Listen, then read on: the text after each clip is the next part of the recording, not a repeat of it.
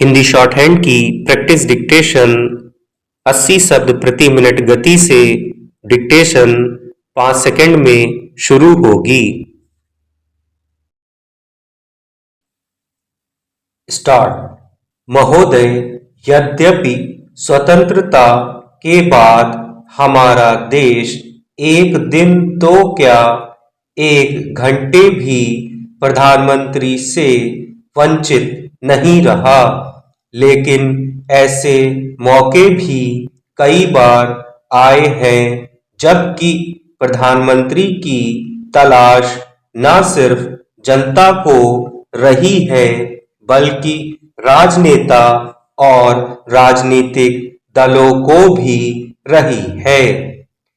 आज ऐसा ही एक मौका फिर आ पड़ा है जबकि एक प्रधानमंत्री को अपदस्थ करने और दूसरे प्रधानमंत्री की तलाश करने की कोशिश करीब करीब एक साथ की जा रही है।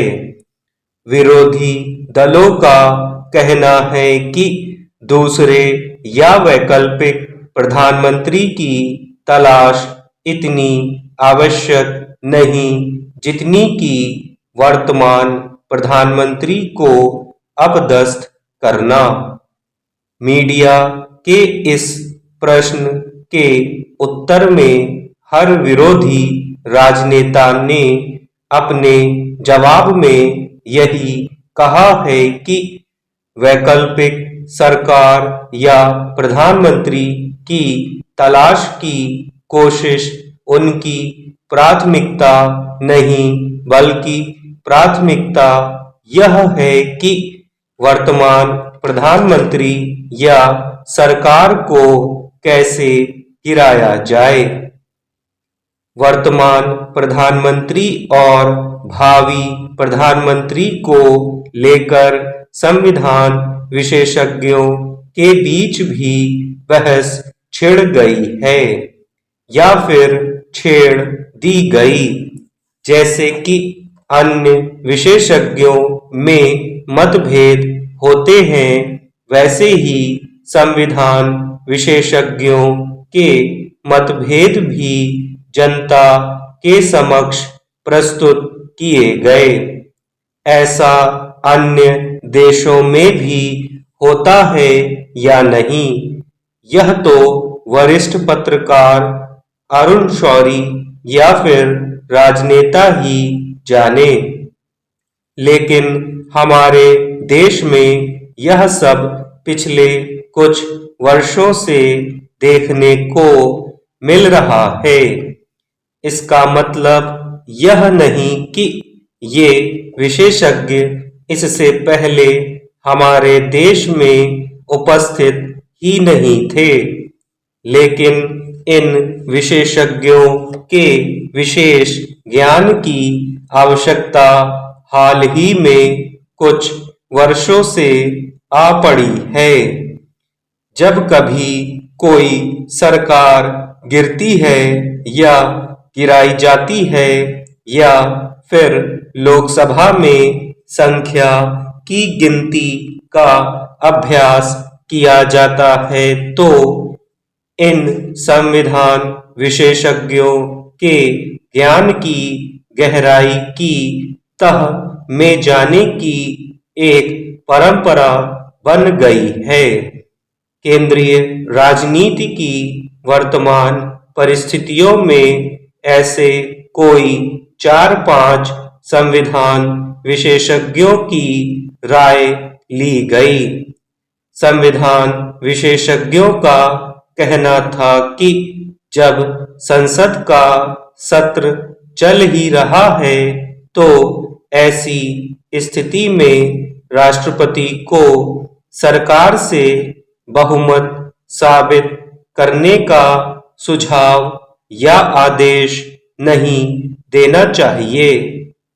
दूसरी ओर अन्य विशेषज्ञ का कहना था कि यदि प्रधानमंत्री को वास्तव में बहुमत प्राप्त है तो फिर उसे साबित करने में नुकसान भी क्या है। इससे जनता का विश्वास सरकार में और ज्यादा बढ़ेगा।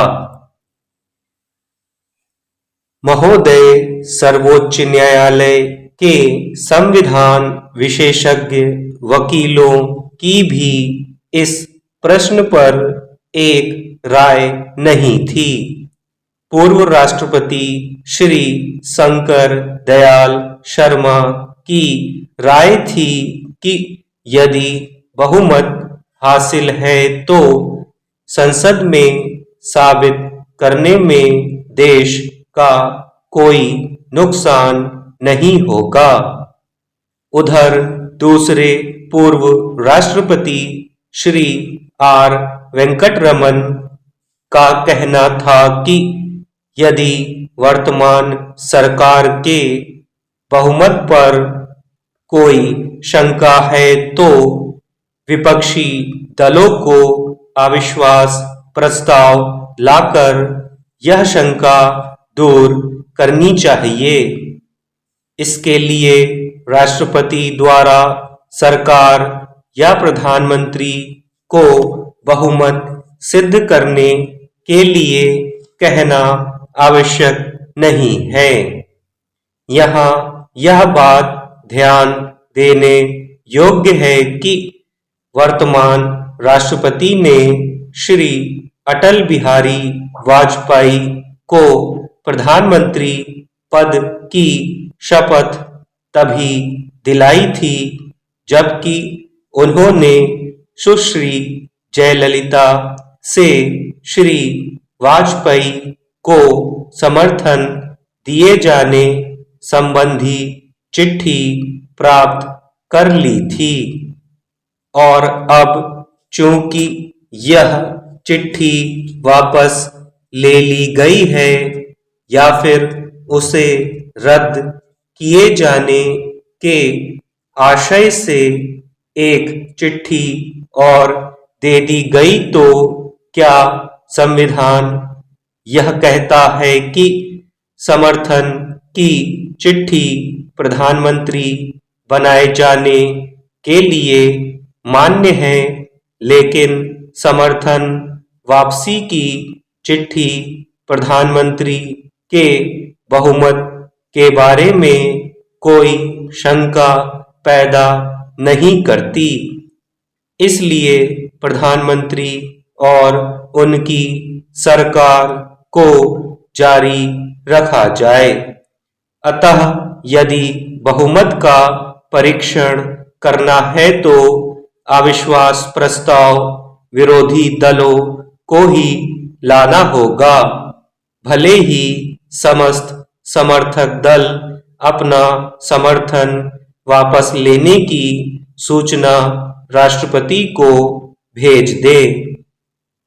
पहली दृष्टि में आम जनता को यह विश्वास नहीं हो सकता कि यदि सभी सहयोगी या समर्थक दल सरकार से समर्थन वापस लेते हैं फिर भी सरकार बहुमत में बनी रहेगी। लेकिन संविधान विशेषज्ञ यदि यह मानते हैं कि सरकार को बहुमत हासिल है या नहीं, इस बात का सरोकार राष्ट्रपति का नहीं बल्कि विरोधी दलों का है, तो फिर इसे देश के विशेषज्ञ वर्ग और सामान्य वर्ग की सोच का ही फर्क माना जा सकता है। लेकिन आम जनता इन विशेषज्ञों से यह प्रश्न तो कर ही सकती है कि सरकार को बहुमत हासिल है या नहीं। यह सरोकार यदि विरोधी दलों का ही है तो फिर राष्ट्रपति का क्या सरोकार बचा रहा है?